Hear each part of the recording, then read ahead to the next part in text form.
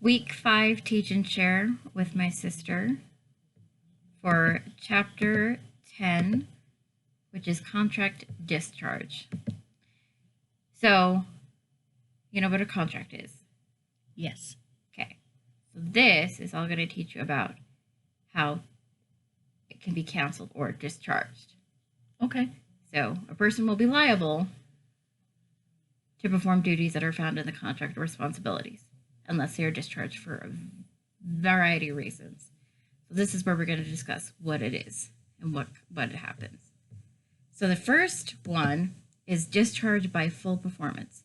So that basically means that the person completed all the tasks that were in the contract or the agreement. Okay. So they did A, B, C, D, So that's obviously easy. If you perform everything that's done, then of course the contract is going to be ending and discharged. Right. So a substantial one is different. So as long as the party or side performs in good faith or basically honesty and sincerity, that'll be fine. It'll be recognized by a reasonable standard. So, okay, reasonable, like 80% of the work was done or 90% of the work was done. That's okay. It'll be recognized and then it'll end. Okay. Does that make sense? It does. Okay. So one of the big ones, and probably ones that you've heard about a lot, is by breaching the contract or non-performance. Like you don't perform any of the tasks. You don't do anything like that. So basically, go on further, is it will occur when one side fails to follow through to finish their responsibilities or duties under the agreement or the contract. Non-performance is also technically considered a breach. And that's, you're not even doing like part of the work. You're just not doing anything at all. So not even doing substantial. You're just, I'm not going to do this. I don't care. Okay. So once it's been breached, wherever it happens, whatever you're breaching, like you're not performing the duties, you break a confidentiality, whatever the case is, once that breach happens, contract is null and void. It's canceled. Nothing else further happens. If there's a breach of contract, then that's where you get your losses. Sometimes it will come forth. Oh, okay. Does that make sense? Yes, it does. Which I kind of didn't understand all of the ways that this could happen. Like, I knew breach of contract, but like there are other things I was like, oh, I didn't know. Another type is an anticipatory breach. So that'll happen when one side, by either their words or actions, indicates that they won't do it. So when that happens, the other side can immediately claim breach of contract. So let's say that, you say, in the agreement, you say they're going to do this, but by your words, it's the complete opposite.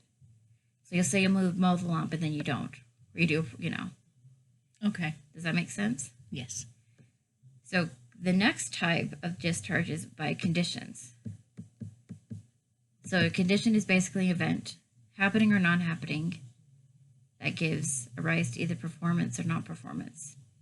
And they can be several different types of conditions. So they can be an express condition, which is clear, stated in the contract, and can be oral or written. So it's almost like the if-then statements, like if you do this, then this will happen, or if you don't do this, then this will happen.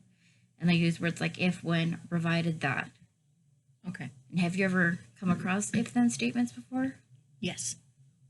Did you know that also ties into the scriptures, that there are if-then statements that sometimes are clearly stated if-then, and other circumstances where the wording is a little bit different, but you can still get that if-then statement from it? Yeah, I had a seminary teacher who emphasized strongly on the Yep. if-thens. Yep. So an implied is an understanding, but it's not like the express. It's not clearly stated or clearly written, and it doesn't use the if or when or provided that statements. Other one is a precedence. So this is where one side does not owe performance until something else occurs first. Oh, okay. And the subsequent is the opposite, where a condition that ends a duty that already existed. Oh, okay. Does that make sense? Yeah. Yeah. See, this is, I've learned so much from just doing this. I'm like, oh, I knew basics of contracts.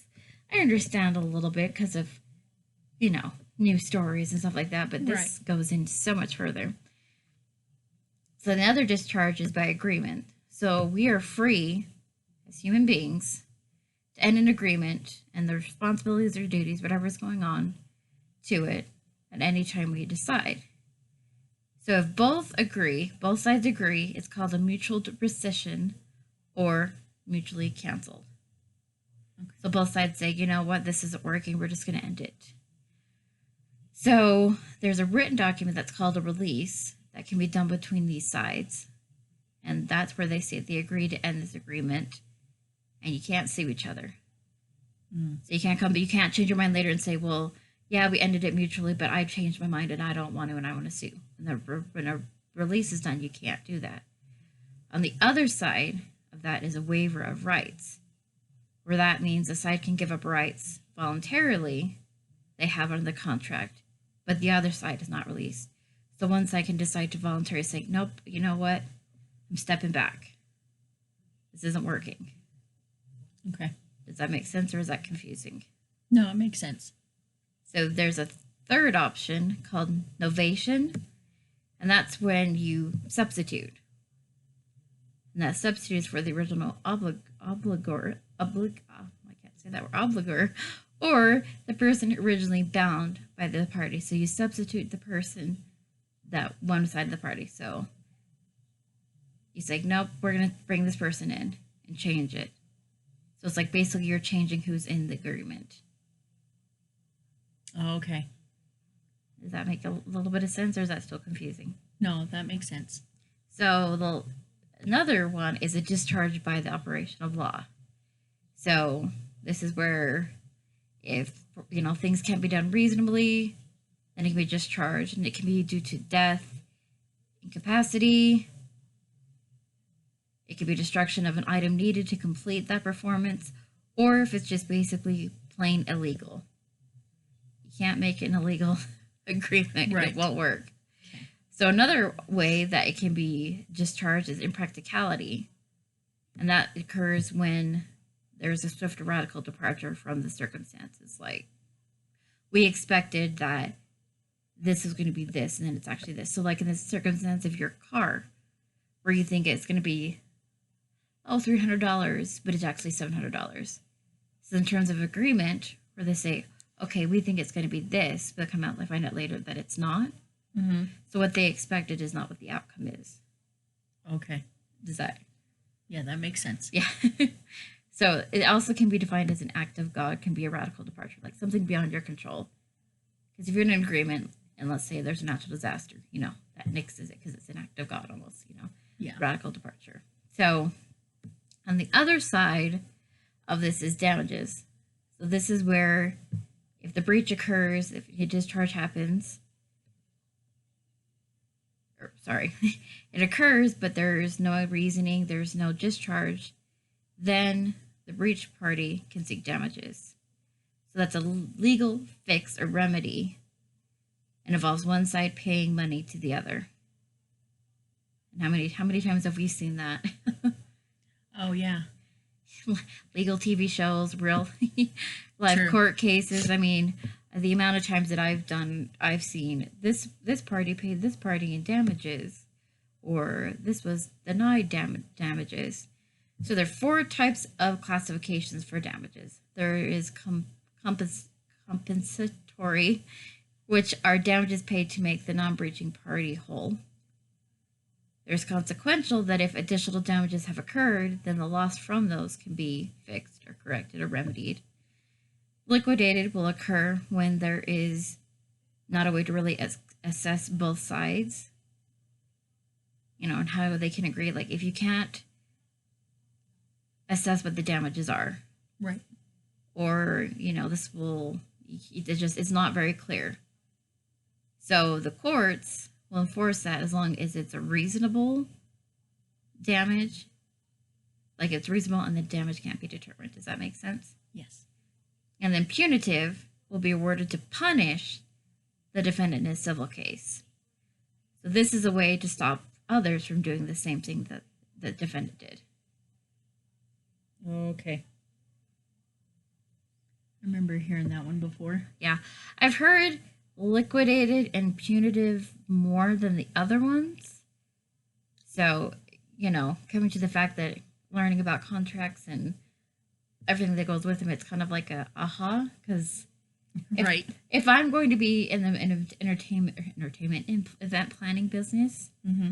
I need to know how to handle this. If there's a breach of contract, if damages are owed by me, or somebody owes damages to me, or I owe damages to them, it's kind of, yeah, this would be good information to know. And like, I feel like I've had a basic understanding of how law works. Right. But like business law, there's so much more that I didn't know. So I'm kind of grateful for this, because I'm like, okay, this makes a lot more sense. So I'm like, dealing with working in event planning business will be good to know.